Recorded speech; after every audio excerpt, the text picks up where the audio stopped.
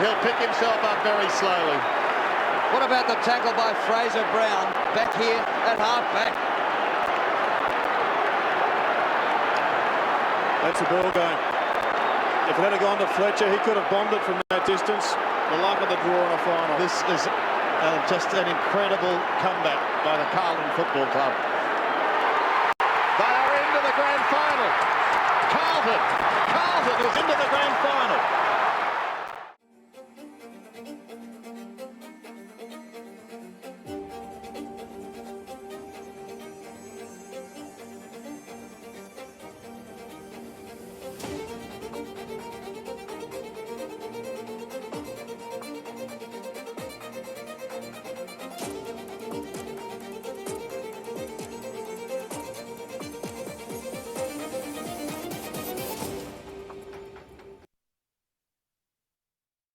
Kangas have won a fourth premiership.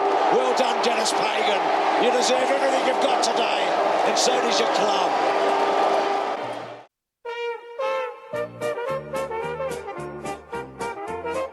So join in the chorus and sing it one and all.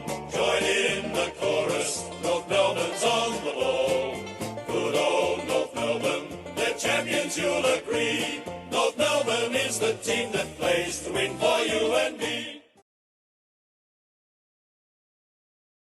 After the game, but I guess, it's one game, so we've got to move forward, we've got to learn from it. We have to earn our respect in this competition because it's not an easy competition. Every team's, super hard.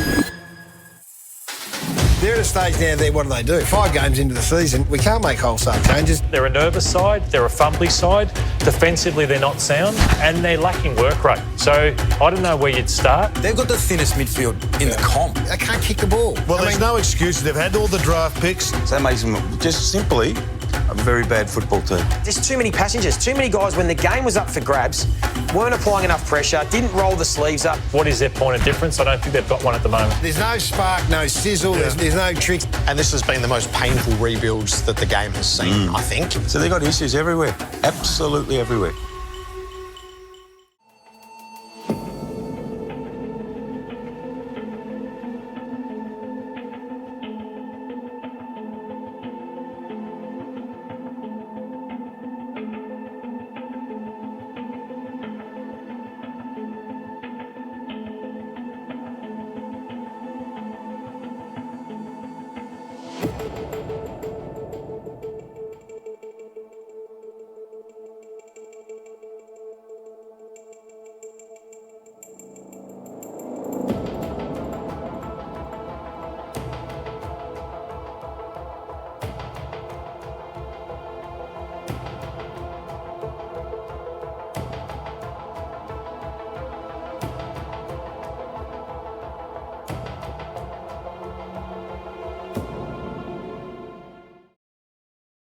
Carlton's fall from grace can be traced back to the 2002 AFL season, a season in which the club managed just 3 wins, finishing in last place for their first time in their history.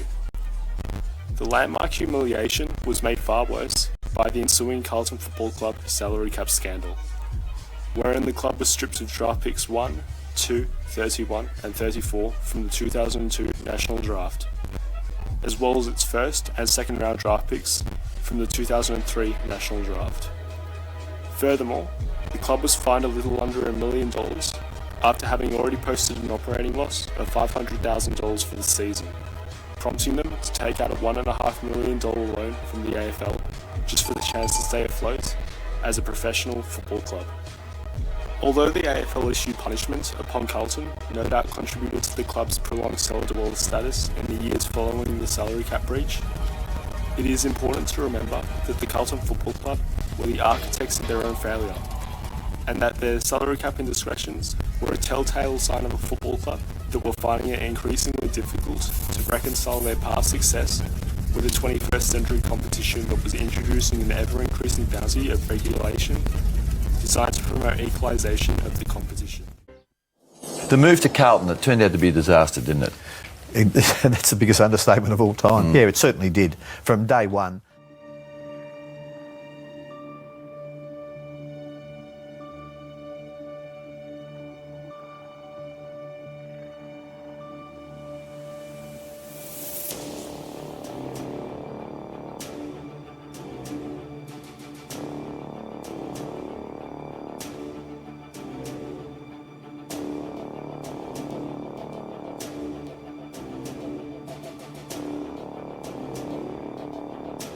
from day one, I think Carlton were the oldest list, the highest paid. Did you not see that though when you took the decision? Yeah, but I thought the warning bells ringing then. Yeah, there wasn't too many other people offering jobs, by the way. And I wasn't big on the media in those days, and no, neither that's for that. Yeah. And, you know, I took Carlton because I thought, you know, Daniel Wells and Goddard were going to... That would have been a handy two to start with. And we could have built from there. And, gee, when that happened and, you know, people saying to me, well, we've got to bring some professionalism back to the club and the players had to take a pay cut. And I listed probably 15 blokes, you know, at the end of the first pre-season. It wasn't a recipe for success, and you can imagine the division and factions and disunity at a club like Carlton, and it was just... The whole place was probably split into 3 or 4 sections, and you wouldn't have mattered what happened. You couldn't have been successful. The Carlton Football Club board met and decided not to continue with Dennis as senior coach in 2008.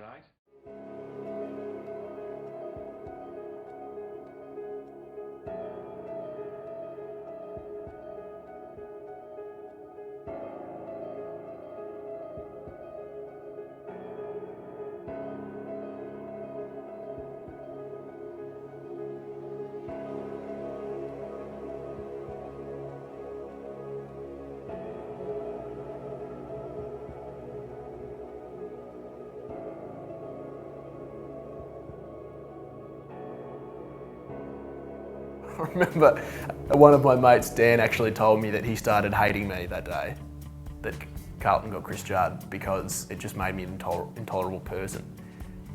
He brought a brand to the club. He brought a sense of unstoppability, for want of a better word. He was just not only such a good player and already a Brownlow medalist and a premiership captain at that stage, but he was something else. The way he broke packs, the way he had that 10 metres of speed, the fact that he wasn't arrogant and wasn't a larrikin, he just oozed class. And I think he's brought that to Carlton. We've always been a side with a bit of a swagger, particularly when we're going well.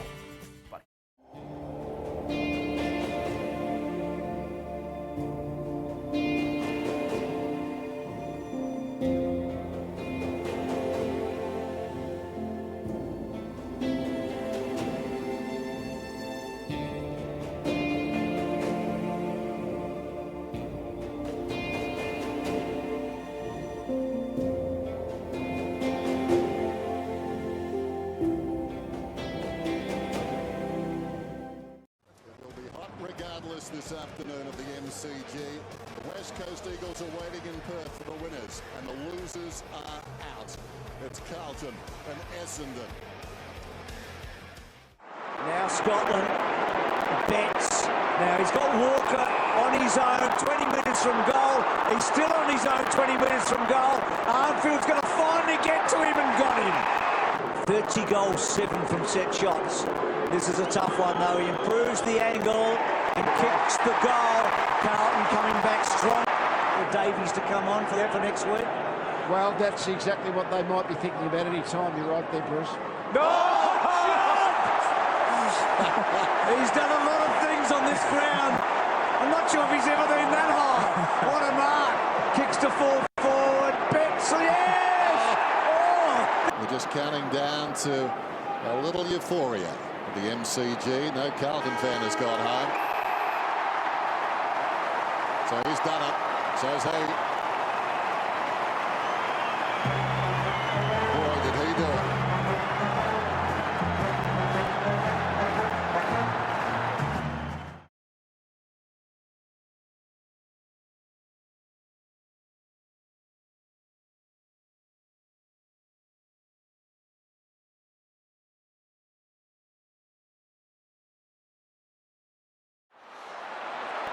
Got to be just seconds left. Tui's got to go down the guts.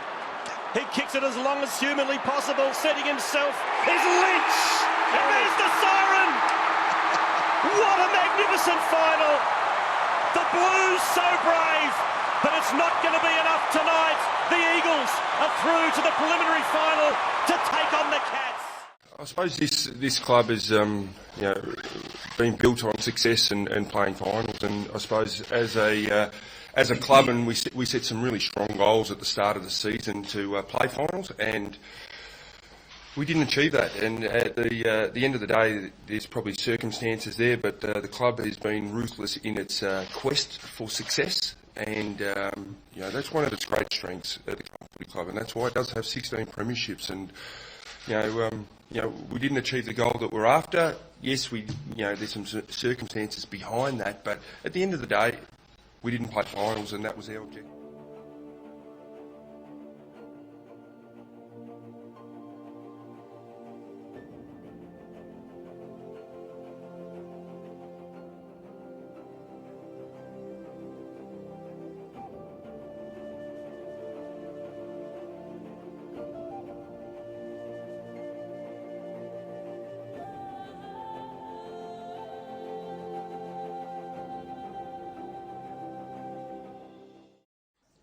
We'll be speaking to people like Mick Malthouse. We're looking for a respected senior coach that hopefully coached the premiership, and he'll certainly be in the mix.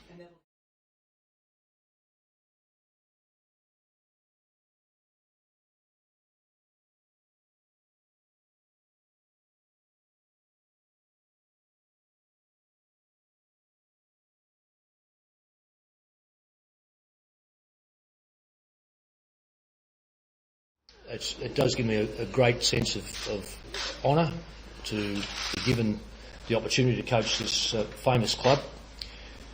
Terrific players, terrific people right throughout history, and I just see it as an extension of life to be able to stay in the game of football and, more importantly, to be part of and be offered the coaching job and to be part of this football club.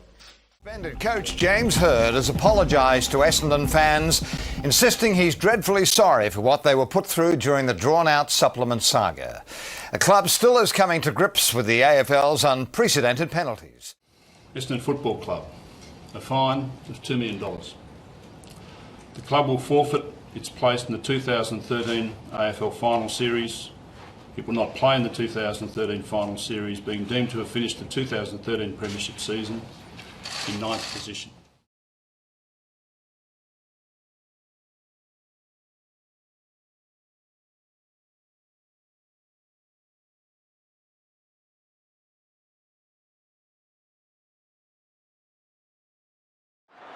They've done enough. Just a free kick, the only thing that can stop them. In your dreams, Carlton fans, from 29 points down and into the finals.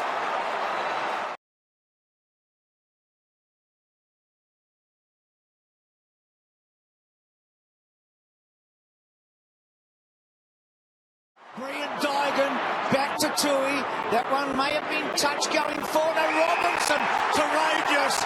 Well, 3 minutes ago, he made a monumental error. This to give Carlton the lead. They're in front, the Blue Boys. Waite's been pivotal. Stopping and propping. Betts gets in and taking him was Garnet.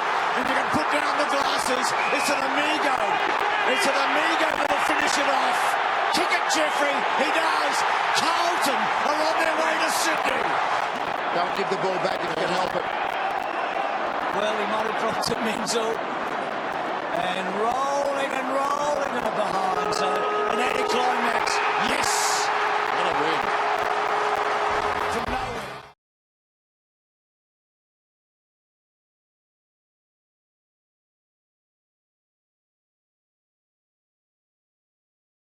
First ruck. So he'll be tested out as Cripps goes wide out to Judd. Have they just got the running capacity to go with this super knee or ankle? He's gone down. He's got his knee. As soon as he landed, he hurt something badly. It's his left knee, boys. He's in real trouble here. Yeah. The superstar of the competition for the last decade and a bit, Chris Judd. A lot of pain. Let's have a look at this. Just as he lands. Goes up. Oh, that knee gone in, has it? Yeah, it looks like it. Yeah. So two of the absolute superstars of the competition, Dangerfield. Well, thanks everyone for coming down. obviously by now, I'm sure you've worked out, I'm here to announce my retirement from AFL football. It was a disappointing finish to my career, but I don't lose sight of the fact of just how fortunate I've been to play for two wonderful football clubs, and how lucky I've been to meet and work with so many terrific people.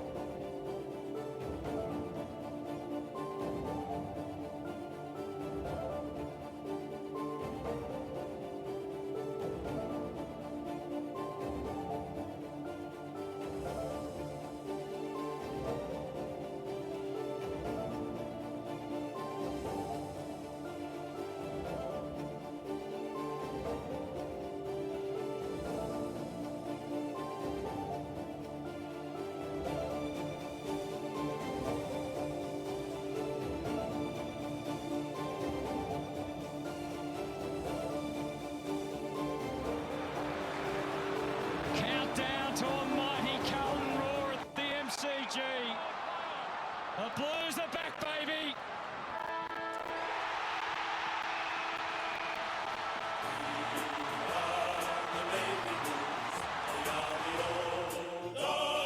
Navy Blues.